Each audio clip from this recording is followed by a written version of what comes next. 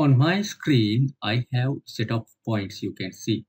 So you can see we have point number and point description here.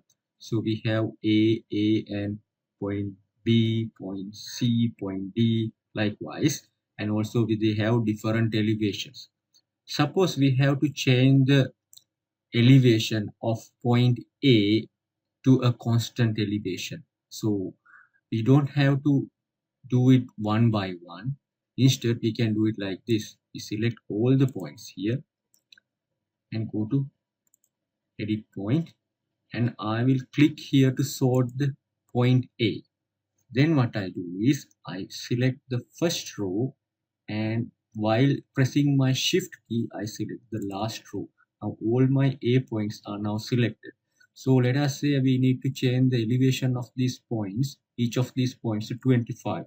So to do that, you right click here on the point elevation column, then edit, make it 25. So everything becomes 25.